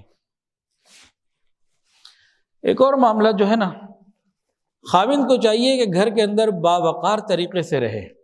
ہمارے معاشرے میں تو یہ ختم ہی ہو گیا کہ گھر میں آنا ہے, خاوند یہ سمجھے کہ میں اپنی بیوی کے سامنے بھی کوئی صاف ستھرے کپڑوں میں بیٹھا رہوں, کوئی ذرا اچھا سا نظر آؤں, کوئی منہ سے بدبو نہ آ رہی ہو, سگریٹ کی, پان کی, کسی چیز کی. یہ باتیں تو ہمارے معاشرے کے مرد بھول ہی گئے. حکیم ترمذی رحمۃ اللہ علیہ اپنے گھر میں کوئی بھی نہیں ہوتا تھا, بیوی کے سامنے بھی ناک صاف کرنے میں احتیاط کرتے تھے, دور جا کے کرتے تھے, اس کے سامنے نہیں کرتے تھے. کیوں کہ بھئی کسی کے سامنے بھی بندہ ناک صاف کرنے لگے, میں بھی ہوں ناک صاف کروں, اچھا لگے گا, برا لگے گا, کراہت سی فیل ہوتی ہے کہ کیا اس کو نہیں, بیوی کو نہیں ہوتی ہوگی, کیا یہ انسان نہیں ہے. بس گھر میں آ گئے, اب اچھے ہیں برے کپڑے جیسے بھی ہیں, جیسے بھی الٹے سیدھے چل رہے ہیں, بس چل رہے ہیں. کیا بیوی کے سامنے صاف ستھرے نہیں رہ سکتے؟ اسی طرح یہ معاملہ بیویوں کے اوپر میں آتا ہوں ذرا. تو خاوند کا یہ ہے. اچھا, اب نبی علیہ السلام کی سنت کیا ہے, مردوں کی مردانگی کیا ہے؟ نبی کے طریقے پر آئے. نبی علیہ السلام گھر میں داخل ہوتے, خندہ پیشانی کے ساتھ سلام میں پہل کرتے. نبی ہیں اور وہ امتی ہیں, بیوی ہیں, سلام میں پہل آپ کر رہے ہیں. چھوٹے کو چاہیے نا بڑے کو کرے، لیکن نبی علیہ السلام کر رہے ہیں۔ گھر میں آنے کے بعد ایک اور کام جو پابندی سے کرتے تھے، مسواک کرنا، اور اس کے علاوہ وضو کرنا۔ اب گھر میں کون ہے؟ صحابہ تو نہیں بیٹھے، کوئی ڈیلیگیشن تو نہیں آئے ہوئے، کوئی باہر تو نہیں لوگوں سے عمومی ملاقات کرنی اور کوئی کام، گھر میں تو بیوی ہے، اور کون ہے گھر میں؟ تو بیوی کے سامنے آتے ہوئے بھی ساری چیزیں کہ بھئی انسان صاف ستھرا باوقار اچھا رہے، اس سے محبتیں بڑھتی ہیں۔ اب انسان باہر سے آیا، کسی کو خدا نخواستہ سگریٹ کی عادت ہے، پان کی یا اور کوئی چیز کھائی پی ہوئی ہے، اس کی اسمیل آ رہی ہے، جب گھر آتے ہی مسکرا کے سلام کرے گا، وضو کر لے گا، مسواک اچھے طریقے سے کر لے گا، چلو مسواک نہیں برش کر لے گا، مطلب دانت صاف کرے گا، مسواک سنت ہے، تو کیا ہوگا؟ صاف ستھرا ہوگا، اور باقی چیزوں میں انسان باوقار رہے گھر میں بیوی کے سامنے، تو کیا ہوگا؟ ایک اچھی زندگی کی ابتدا ہوگی، پر اس میں خیر ہوگی۔ اسی طرح عورتوں کو بھی چاہیے کہ خاوند کے لیے بنا کرے، یہ جاتی ہیں کپڑے خریدنے، یہ میں نے اس پارٹی کے لیے لینا ہے، یہ میں نے فلانی شادی یہ اس کے لیے لینا ہے، یہ اس کے لیے لینا ہے، خاوند کے لیے کیوں نہیں لیتی؟ آج کل تو وہ ماں باپ چلے گئے زمین کے اوپر سے، پتہ نہیں کہاں چلے گئے، اس لیے طلاق کی ریشو بڑھتی جا رہی ہے۔ پہلے باقاعدہ ماں باپ کہتے تھے بیٹی کو، بیٹی کا باپ کہتا تھا، ماں کہتی تھی کہ اپنے شوہر کے لیے رات کو بنا کرو، تیار ہوا کرو۔ اب باہر جائیں گی تیار ہو کے جائیں گی، خریداری کے لیے جانا ہے، شاپنگ کے لیے، کسی کام کے لیے جانا ہے، بچے کو اسکول لینے دینے کے لیے جانا ہے، تیار ہو کے جائیں گی۔ اب خاوند رات کو گھر آ رہے ہو، بھنگن بنی ہوئی ہے، اگر اس کو خوف خدا نہیں ہے، نگاہوں کی حفاظت نہیں ہے، باہر ہر جگہ وہ نامحرموں کو دیکھتا ہوا آ رہا ہے، ادھر آگے بھنگن کو دیکھے گا تو پھر رات کو تو توجہ کہیں اور جائے گی اس کی۔ اس کا یہ مطلب بھی نہیں ہے کہ وہ ہر وقت دلہا دلہن بنے بیٹھے رہیں، ایک طریقے کے ساتھ ان چیزوں کو جو بری ہیں عیب والی ہیں اس کو انسان ختم کرے اور آگے بڑھے۔ ایک اور کام دونوں میاں اور بیوی کی ذمہ داری ہے درگزر سے کام لینا، خاص طور سے مرد کی یہ ذمہ داری ہے درگزر سے کام لینا۔ مرد ہے، عورت ناقص العقل بھی ہے، جلد باز بھی ہے، کمزور بھی ہے، اس کے اندر تحمل مزاجی ہونی چاہیے۔ تو مردانگی یہ نہیں ہے کہ فوری طور پر غصہ کیا اور جو ہے نا وہ دھنائی کر دی، بول دیا، یہ نہیں ہونا چاہیے۔ آج کل کے بعض خاوند غصہ بھی کرتے ہیں اور مار پیٹ بھی کرتے ہیں اور کام خراب ہو جاتا ہے۔ مردانگی اسی میں سمجھتے ہیں کہ شیر کی نظر سے بیوی کو دیکھنا ہے، نتھ ڈال کے رکھنی ہے کہ بس یہ روبوٹ کی طرح ہماری بات مانتی چلی جائے۔ بعض لوگوں کا باقاعدہ یہ خیال ہے کہ شادی کے بعد بیوی کی پہلے مہینے میں اتنی دھلائی کر دو، اتنا اس کو سیدھا کر دو کہ یہ بالکل آگے ٹھیک رہے، پہلے اتنا ٹف ٹائم دے دو۔ یہ جہالت ہے، یہ شریعت نہیں ہے، یہ انسانیت نہیں ہے۔ یاد رکھیے جو خاوند یہ چاہتے ہیں کہ ان کی بیوی روبوٹ بن کر کام کرے تو ان کے بچوں کی تربیت ایک احساس رکھنے والی ماں نہیں کرے گی، کوئی روبوٹ کرے گا، اس کی شخصیت مسخ ہو کے رہ جائے گی اور اس کے اندر کی جو چیزیں کھلنی تھیں صفات وہ نہیں کھل سکتی۔ آپ بتائیے اس کائنات میں سب سے زیادہ ادب کن ہستی کا ہے؟ سب سے زیادہ ادب کن کا ہے؟ حضور کا ہے نا، حضور پاک صلی اللہ علیہ وآلہ وسلم کا۔ آپ کے سامنے اونچی آواز سے بات کرنے کو کیا فرمایا؟ تمہارے اعمال ختم ہو جائیں گے۔ پورے قرآن میں یا محمد کہہ کے نہیں پکارا،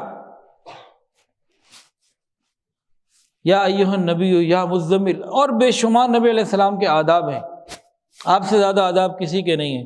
ٹھیک ہے جی، اور کنہوں نے پورے کرنے؟ امتیوں نے پورے کرنے نا، یا فرشتوں نے؟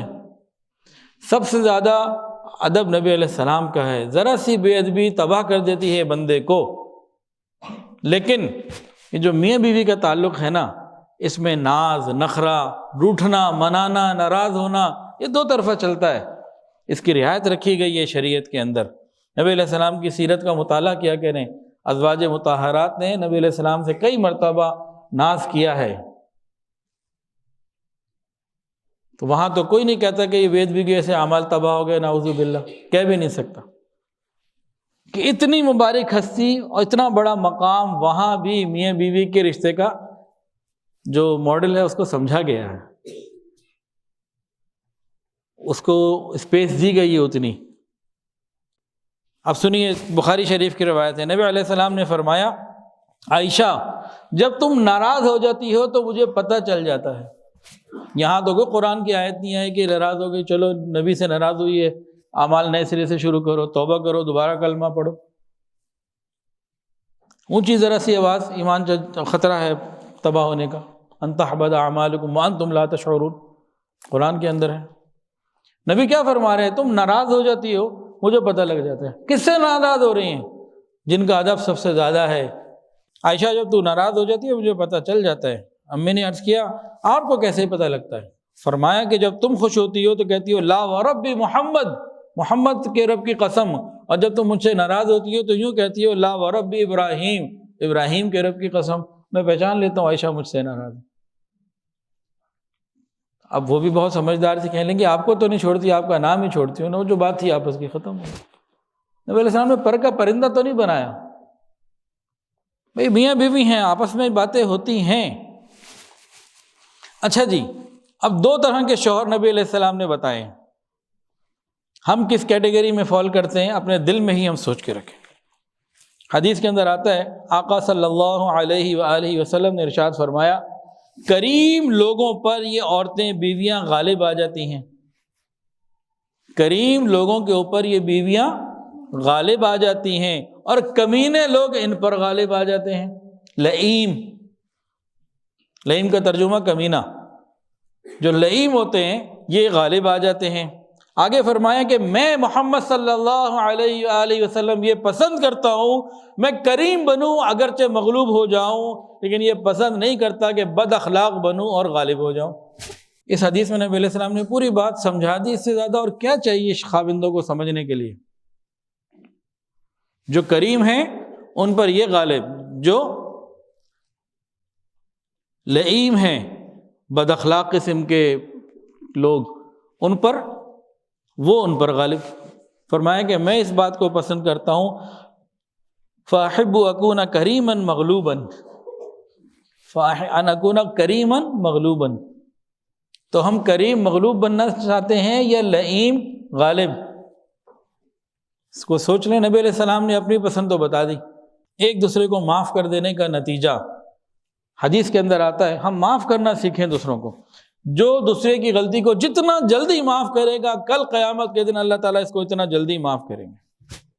اب ذرا سنیے، کوئی عورت خاوند کے غصے پر صبر کرے تو اللہ تعالیٰ اسے حضرت ایوب علیہ السلام کے صبر کا اجر عطا فرمائیں گے۔ اسی طرح کوئی مرد اپنی بیوی کے غصے پر صبر کرے گا تو اللہ تعالیٰ حضرت آسیہ کے صبر کا حصہ اسے ثواب عطا فرمائیں گے۔ حضرت آسیہ کون؟ فرعون کی بیوی۔ تو دونوں ایک دوسرے کے ساتھ جب رہیں گے تو پریشانیاں بھی آئیں گی، صبر بھی کرنے پڑیں گے، پھر اجر بھی ملیں گے۔ یہ سب اتنی فضیلتیں کیوں بتائی گئی ہیں؟ اس لیے بتائی گئی ہیں کہ آپس کی زندگی میں سب کچھ ہونا ہے۔ اگلے کو پتہ ہو کہ میں نے صبر کیا مجھے اجر ملے گا، حوصلہ بڑھ جائے گا۔ حضرت مولانا اشرف علی تھانوی رحمہ اللہ کا واقعہ لکھا ہے کہ ایک شخص تھا، اس کی بیوی سے کوئی غلطی ہو گئی، بہت بڑی غلطی تھی، چاہتا تو طلاق دے دیتا، کچھ بھی کرتا، لیکن دیکھا کہ وہ شرمندہ ہے، معافی مانگ رہی ہے، اس نے اللہ کی بندی سمجھ کے اسے معاف کر دیا، درگزر کر دیا۔ پھر اس کا انتقال ہو گیا۔ انتقال کے بعد اس شخص کو کسی نے خواب میں دیکھا، پوچھا کیا بنا؟ کہا اللہ رب العزت نے میری مغفرت کر دی۔ اللہ پاک نے فرمایا کہ میرے بندے، تو نے اپنی بیوی کو میری بندی سمجھ کے معاف کیا، میں نے تجھے اپنا بندہ سمجھ کے معاف کیا۔ معاف کر دینے میں پہل کرنا، معاف بھی مانگنے میں پہل کر لینا، اس سے کوئی عزت کم نہیں ہو جاتی، بڑھتی ہے اور کام آگے چلتے ہیں۔ پھر نسلوں کے اندر یہ بات جاتی ہے۔ جگہ جگہ اپنی بیوی کی بات ادھر ادھر بتانا ہمارے ہی گھر کو خراب کرے گا۔ جس بیوی کی عادت ہو کہ خاوند کی باتیں ہر جگہ ذکر کرے، اور جس خاوند کی عادت ہو کہ بیوی کی باتیں جگہ جگہ ذکر کرے، تو اب گھر میں محبتیں نہیں رہ سکتی، خرابیاں آئیں گی۔ اور آج کل ہمارے معاشرے میں ایک جملہ بہت زیادہ بولا جاتا ہے، جو لڑکی کے ماں باپ بولتے ہیں، بیٹی کو کہتے ہیں تیری 2 روٹیاں ہم پہ بھاری نہیں ہیں۔ اس جملے میں بہت بڑا زہر چھپا ہوا ہے، بہت بڑا زہر چھپا ہوا ہے۔ تیری 2 روٹیاں ہم پہ بھاری نہیں ہیں، شے دے رہے ہیں اپنی بیٹی کو۔ حکمت اور نرمی سے معاملات کو سمجھائیں۔ سلجھائیں. اور یہی بیٹیاں جب واپس آ جاتی ہیں نا تو بس پھر ہمارے یہاں جو بچیاں طلاق یا خلع لے کے واپس آ جاتی ہیں ان کے ساتھ کیا ہوتا ہے ہمارے معاشرے میں. ہمارے معاشرے کا ایک بڑا برا یہ منظر ہے. ایسا ہونا نہیں چاہیے. دوسری شادی کی ترغیب، جن بچیوں کی طلاق ہو گئی، خلع ہو گئی، ان کی تو پوری کوشش کرنی چاہیے کہ ان کی دوبارہ شادی ہو. اور جب تک نہیں ہوتی تو بھائی پہ، ماں باپ پہ، جو قریب کے رشتہ دار ہیں، ان کی ذمہ داری ہے ان کے ساتھ اچھا خیال کرے. ڈبل ثواب ملتا ہے، حدیث کے اندر آتا ہے. لیکن ہمارے یہاں کیا ہوتا ہے، یا تو یہ اپنے بھائیوں کی بیویاں جو ہوتی ہیں نا، یہ نند بہنوئی کیا رشتہ بنتا ہے، یہ نند بھاوج کس طرح کا، تو ان کے اندر فتنے کا ذریعہ بنتی ہیں. کہیں یہ ہوتا ہے. اور عام طور سے کیا ہوتا ہے، گھر کی کام والی باورچی بن جاتی ہے جس کو نہ پیسے دینے نہ کچھ دینا، فری کی کام والی ملی ہوتی ہے جس نے یہ کام کرنا ہوتا. تمہارے معاشرے میں یہ بھی بڑی تکلیف ہے. بہت پرانی بات ہے، ایک خاتون کا فون آیا، 10-12 سال پرانی بات ہو گئی، ماڈل ٹاؤن میں یا قریب ہی رہتی تھیں. مجھے کہنے لگی کہ میری شادی ہو گئی تھی، پسند کی شادی تھی، ماں باپ کو میں نے مجبور کیا، ہو گئی. 2 سال 2.5 سال گزرے، اچھا چل رہا تھا. شوہر ویسے تو بہت اچھا تھا، لیکن اچانک 2.5 سال بعد، شادی کے 2.5 سال بعد جب بچہ بھی ہو گیا، تب جا کے پتہ لگا یہ قادیانی ہے. اب جو مجھے تشویش ہوئی، علماء سے پوچھا، انہوں نے کہا تو نکاح ہی نہیں ہو سکتا. میں نے اپنے ماں باپ سے، بھائیوں سے بات کی، فوراً میں گھر آ گئی. سب نے جو ہے پوری سپورٹ کی مجھے، اور میں طلاق لے کے اس کو کہا، آپشن دی کہ بھائی مسلمان ہو جاؤ تو بہت اچھا، نہیں تو نکاح تو سرے سے نہیں ہوا نا، اب تو ختم. تو کہنے لگی کہ اس واقعے کو جو میں نے کیا، یہ سب قربانی دی، اور اب میں اپنے گھر آ گئی ہوں. اب گھر مجھے آئے ہوئے کچھ عرصہ، اس نے بتایا 2-3 سال گزر گئے، کہ میں اتنی تنگ ہوں اپنے باپ اور اپنے سگے بھائیوں سے، اپنے ہی گھر میں اپنے خونی رشتوں سے اتنی تنگ ہوں، مجھے کوئی فتویٰ دے دیں، میں واپس اسی کے پاس چلی جاؤں، وہ بلا رہا ہے کہ مجھے یہ نہیں دیتے. میرا چھوٹا سا بچہ میرے پاس ہے، معصوم، کتنی عمر ہوگی اس کی، 2-2.5 سال، اس کو کہتے ہیں کافر کا بچہ یہ. اور گھر میں مجھے اتنی باتیں ملتی ہیں، گھر کے ہر ایک کے میں کام کرتی ہوں، اور مجھے گھر میں کوئی خوشی نہیں ملتی. اس طرح کے واقعات اب آج جو ہے نا معاشرے میں عام طور سے اگر سروے کیا جائے تو بہت بڑی تعداد ایسی بچیوں کی ملے گی جو اپنے خاوند سے طلاق لینا چاہتی ہیں. ان کو میں یہ کہتا ہوں کہ خدا کے لیے جو طلاق یا خلع لے کے زندگیاں گزار رہی ہیں، اب کیسی زندگی ہے ان کی، ان سے تو تم ابھی بھی اچھی ہو. بعد کی زندگی کون سی آسان ہے. اسی طرح خاوندوں سے پوچھ رہے ہیں، شوہروں سے، وہ بھی کہیں گے جی چھوڑ دینے میں تو روز چھوڑتا ہوں کہ اس کو چھوڑ دوں، جان چھوٹے میری. بعد میں کیا ہوگا، وہ زندگی زیادہ مشکل ہے. جو طلاق غصے میں دے دیتے ہیں، بعد میں آتے ہیں آئے دن. آپ کسی دارالفتہ میں چلے جائیں پورے پاکستان کے، تو آپ کو روزانہ ایسے کیسز ملیں گے ہر جگہ. میرے پاس بھی آتے ہیں، حالانکہ میں مفتی نہیں ہوں، کہ حضرت تو 3 کہیں تھی نا، وہ فلانے بزرگ کہتے ہیں کہ 3 ایک دفعہ میں 2 3 نہیں ہوتی، 1 ہوتی ہے. اب کوئی طریقہ بتائیں، اسلام اتنا ظالم ہے، بچوں کا کیا ہوگا. اب اسلام ظلم لگنے لگتا ہے، برا لگنے لگتا ہے. غصے میں کر تو دیتے ہیں، اور ہر دوسرا چوتھا خاوند یہ سوچ رہا ہے کہ بس اس سے میری کسی طرح جان چھوٹ جائے. بھائی جان چھوڑا لے، چلو 1 منٹ کے لیے، پھر کیا کرو گے. تو ابھی ہی سیٹلمنٹ کر لینا زیادہ بہتر ہے. بعد میں پھر دوسری آتی ہے نا، سیدھا کر کے رکھتی ہے.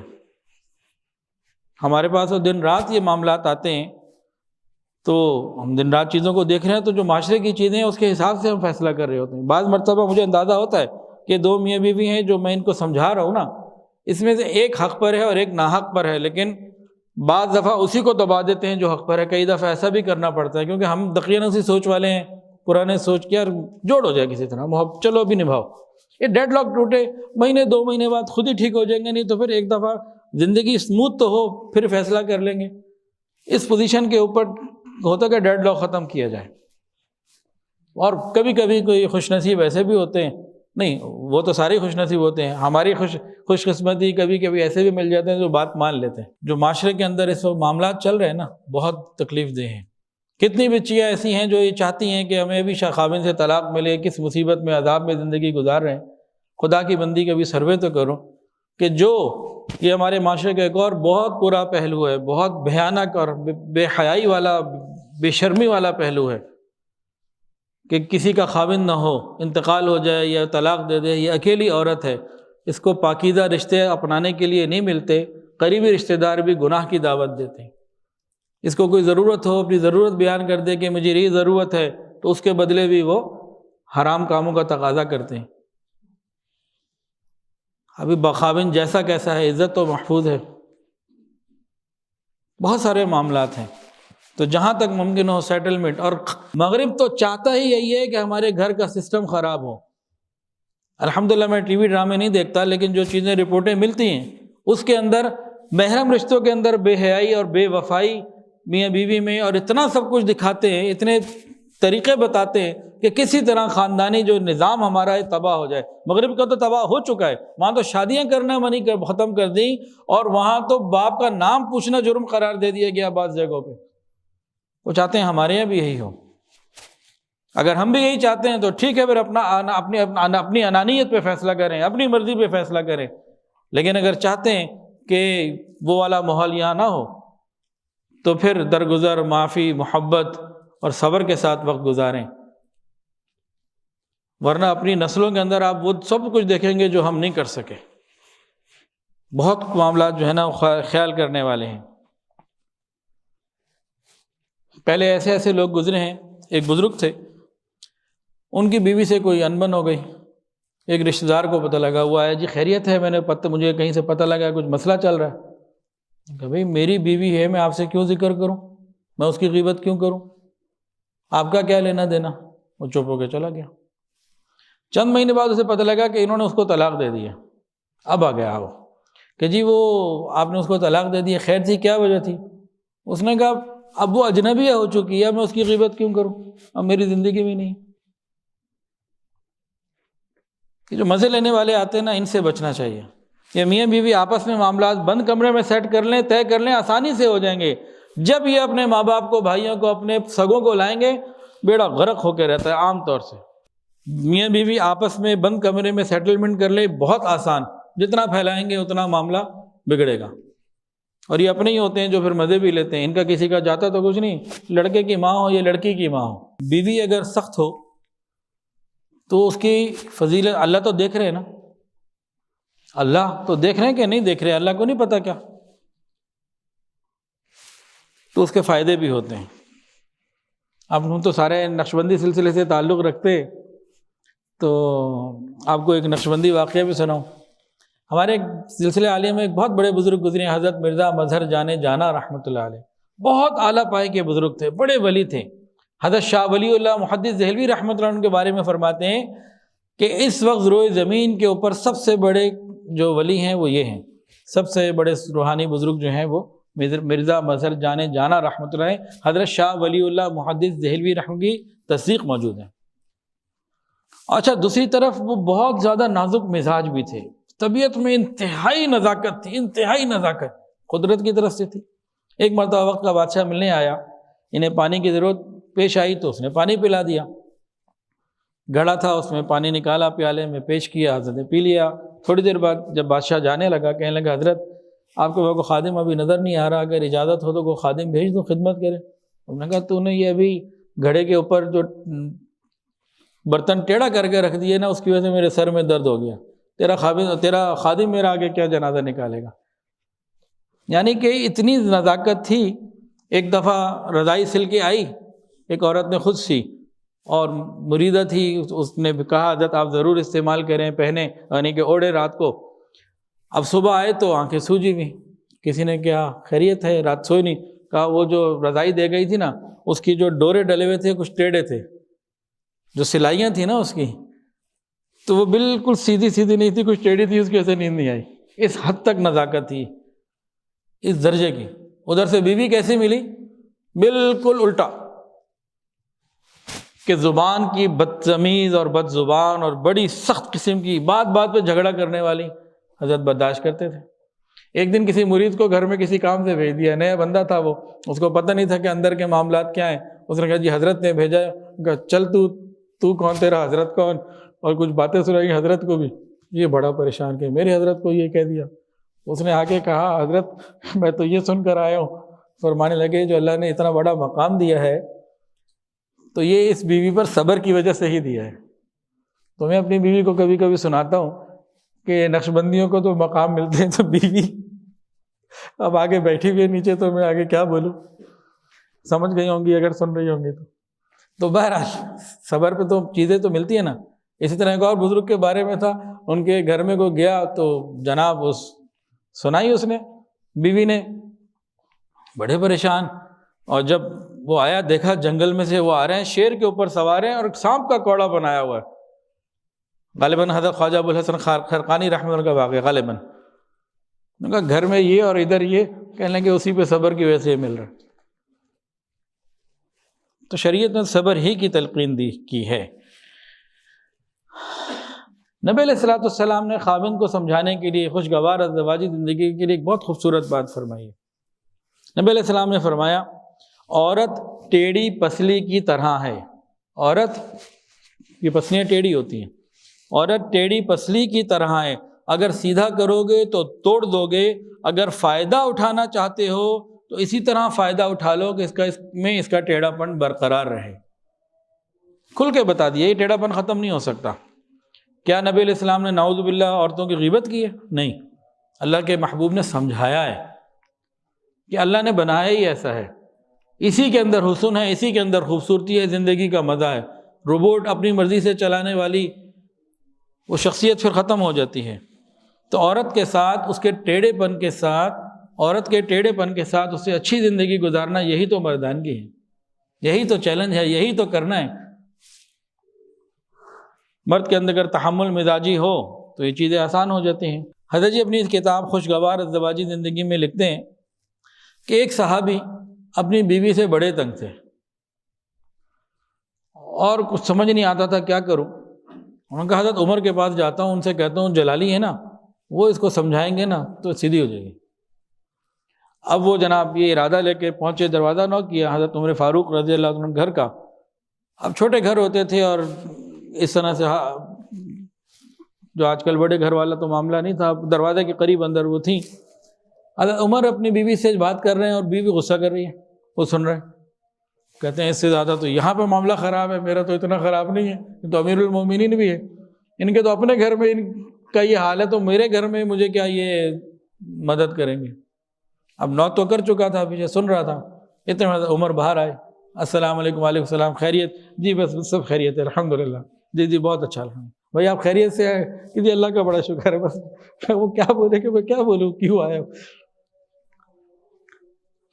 تو بھائی خیر بتائے آپ کس لیے آئے ہیں؟ تو اس کو پھر بتانا تو پڑا کہ حضرت میں تو اس لیے آیا تھا، لیکن یہاں تو اس سے زیادہ مجھے محسوس ہو رہا ہے معاملہ۔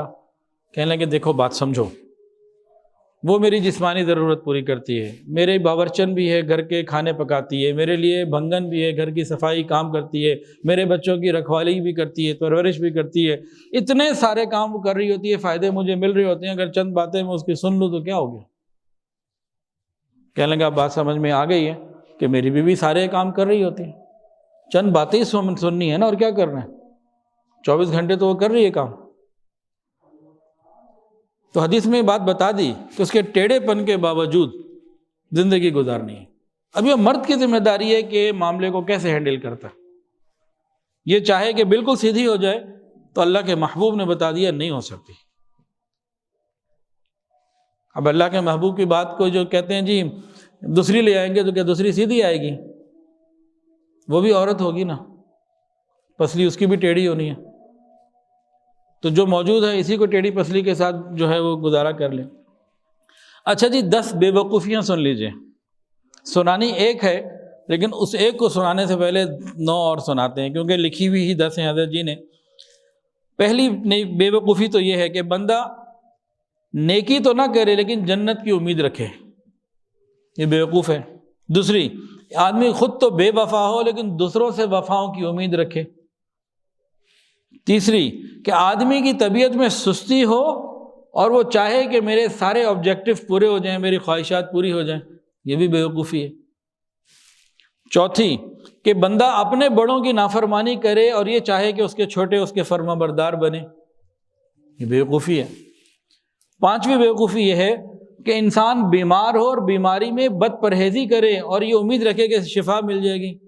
مثال شوگر ہے، میٹھا کھا رہا ہے، بلڈ پریشر، مطلب جو چیز کو منع کی گئی ہے وہ کھائے اور امید رکھے کہ میں ٹھیک بھی ہو جاؤں گا، فرمایا بیوقوفی ہے۔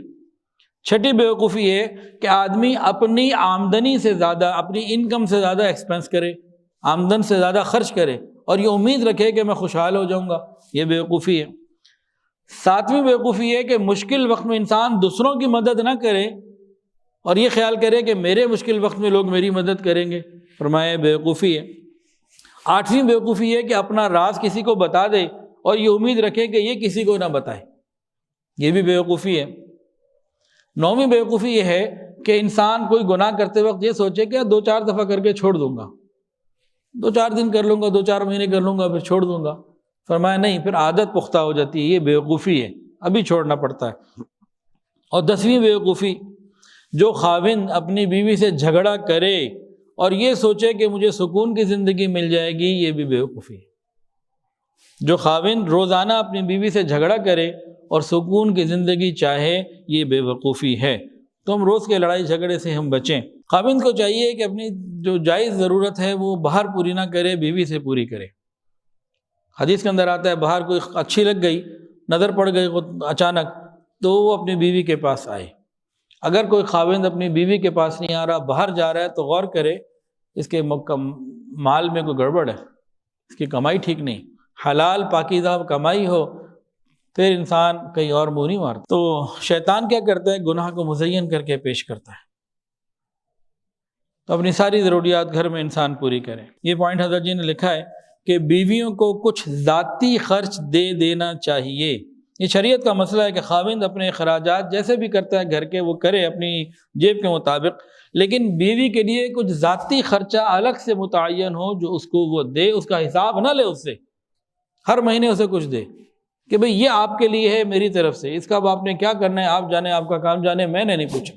یہ قرآن مجید کے اندر بھی اس کا ذکر ہے اور فقہاء نے اس کو بہت تفصیل سے اس کے اوپر لکھا ہے کہ ہر مہینے اپنی بیوی کو کچھ دے اور بھول جائے۔ ہاں، یہ نہیں کہ خاوند اپنی حیثیت سے زیادہ دے، یہ بات نہیں کی گئی، جتنی اس کی حیثیت ہے اتنا دے، اور بیوی کو بھی چاہیے کہ اس کی حیثیت سے زیادہ تقاضا نہ کرے۔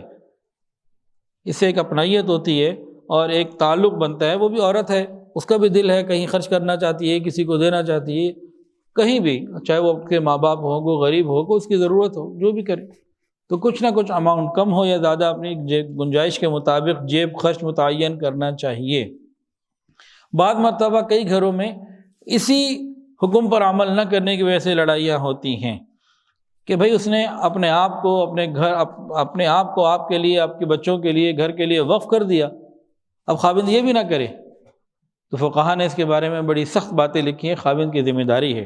بیویوں کے لیے اللہ رب العزت کی سفارش، بیویوں کے لیے اللہ رب العزت کی سفارش، حضرت فرماتے ہیں کہ خاوند حضرات ایک بات توجہ سے سنیں۔ دیکھیں اگر کوئی سفارش کرنے والا قریبی رشتہ دار ہو تو ہم اس کی بات مان لیتے ہیں، کوئی بڑا آدمی ہو تو اور زیادہ مان لیتے ہیں کہ بھئی اس کی سفارش تو اس نے کی ہوئی ہے، میرے شیخ نے کی ہوئی ہے، میرے والد نے کی ہوئی ہے، میرے جناب فلاں بزرگ ہیں انہوں نے کی ہوئی ہے، تو انسان خیال رکھتا ہے نا۔ اگر کسی کو خواب میں نبی علیہ السلام کی زیارت ہو اور نبی علیہ السلام اس کو کہیں کہ دیکھو اپنی بیوی کے بارے میں خیال رکھنا، میں سفارش کر رہا ہوں، اب یہ بندہ کتنا خیال رکھے گا کہ نہیں رکھے گا؟ اب اس سے بڑی سفارش آپ کو بتا دوں، قرآن کے اندر آئی ہے، وَعَاشِرُوهُنَّ بِالْمَعْرُوفِ، اللہ رب العزت نے ہماری بیویوں کی ہمارے لیے سفارش کی ہے ہم سے کہ ان کے ساتھ بہتر طریقے سے زندگی گزارو۔ اللہ رب العزت نے تمام شوہروں سے ان کی بیویوں کے بارے میں ان شوہروں کو فرمایا ہے کہ دیکھو ان کے ساتھ اچھی زندگی گزارو۔ اس کے اوپر مفسرین لکھتے ہیں، تمام مفسرین لکھتے ہیں کہ خاوند کے لیے سفارش ہے اللہ کی اس کی بیوی کے بارے میں۔ اور آگے مفسرین لکھتے ہیں کہ جو شخص اللہ رب العزت کی اس سفارش کا خیال رکھے گا اور بیوی کے ساتھ اچھی زندگی گزارے گا، قیامت کے دن اللہ اس کا خیال رکھیں گے، چل بھئی تو نے دنیا میں میری بات مانی، چل جنت۔ اور جو اس کا خیال نہیں رکھے گا، بیوی کو رف اینڈ ٹف رکھے گا، کیا ہوگا؟ قیامت کے دن اللہ تعالیٰ، اچھا ٹھیک ہے، جس طرح تم یہ دیکھتے تھے نا کہ روٹی 1 منٹ لیٹ کیوں ہو گئی، تیز گرم کیوں نہیں ہے، نمک کیوں ہو گیا، یہ کیا ہو گیا، آ جاؤ پھر اسی حساب سے پھر اسی چھلنی سے تمہیں دیکھتے ہیں، تو یہ زبردست پکڑائی میں آ جائے گا۔ تو وَعَاشِرُوهُنَّ بِالْمَعْرُوفِ، یہ اللہ رب العزت نے سفارش کی ہے۔ حضرت تو یہ فرماتے ہیں کہ انسان کو چاہیے کہ ان الفاظ کو اپنے بیڈ روم میں لکھ کے لگا لے۔ صفحہ نمبر 202 میں لکھا ہے وَعَاشِرُوهُنَّ بِالْمَعْرُوفِ، ان الفاظ کو چاہے تو بیڈ روم میں لکھ کے لگا لے کہ بھئی مجھے اللہ کی طرف سے اپنی بیویوں کے بارے میں یہ حکم۔ اب آخری بات کر کے بات کو مکمل کرتے ہیں۔ بھئی میاں بیوی دونوں نے ہی ایک دوسرے کے ساتھ نبھانے کے لیے قربانیاں دینی ہوتی ہیں، صبر کرنا ہوتا ہے، درگزر کرنا ہوتا ہے۔ آج کی بات اکثر باتیں دونوں کے لیے، کچھ باتیں دونوں کے لیے تھیں لیکن اکثر باتیں خاوند کے لیے تھیں۔ اس میں اور باتیں انشاءاللہ کسی اور وقت وہ بھی بتائی جائیں گی کہ آج کے زمانے میں خاوند کی غلطیاں کیا ہیں، عورت کی غلطیاں کیا ہیں، تاکہ وہ بھی انشاءاللہ کسی وقت بات ہوگی۔ یہ کتاب اگر لے لیں تو بہترین جو ہے نا انشاءاللہ زندگی بھر کے لیے، ازدواجی زندگی میں بچیوں کی شادیاں ہوتی ہیں تو یہ کتاب خرید کے ساتھ دینی چاہیے، لڑکے کو بھی لڑکی کو بھی، دونوں پڑھیں۔ اب آخری بات یہ کرنی تھی، اگر زندگی سنت کے مطابق ہو، اخلاق، اعمال، کردار سنت کے مطابق ہو، تو بیوی چاہے ٹیڑھی پسلی کی ہو، کچھ بھی ہو، یہ مریدہ بن کے زندگی گزارتی ہے، یہ فرما بردار بن کے زندگی گزارتی ہے، یہ تابع دار بن کے زندگی گزارتی ہے، اگر مرد کی زندگی میں اخلاق ہو، کردار ہو، اتباع سنت۔ اس کی دلیل لے لیجئے، رسول اللہ صلی اللہ علیہ وآلہ وسلم جب غار حرا سے تشریف لائے، پہلی وحی نازل ہو چکی تھی، آپ پہ سب سے پہلے کون ایمان لایا؟ حضرت خدیجہ کبریٰ رضی اللہ تعالیٰ عنہ۔ اور انہوں نے جو نبی علیہ السلام کو تسلیاں دیں اس میں آپ کے نماز روزے تو نہیں گنوائے، آپ کے اخلاق گنوائے۔ تو یہ واقعہ نقل کر کے حضرت جی فرماتے ہیں کہ اگر انسان کی زندگی دیندار یہ نہیں ہے کہ سر پہ ڈھکا ہوا ہے، پگڑی پہنی ہوئی ہے، ٹوپی پہنی ہوئی ہے، چہرے پہ داڑھی ہے، ٹخنے ننگے ہیں، اتنا نہیں، جو اپنے گھر والوں کے ساتھ اچھا ہے اور دیندار ہے تو اس کی بیوی اس کی مرید بن کے زندگی گزارتی ہے، کوئی بھی ہو۔ اللہ تعالی ہم سب کو اچھی خوشگوار ازدواجی زندگی عطا فرمائے۔ ویڈیو کے نیچے سبسکرائب کے بٹن پہ کلک کریں، بیل کے آئیکن پہ کلک کیجئے تاکہ ہر نئی ویڈیو کی نوٹیفیکیشن آپ کو مل جائے۔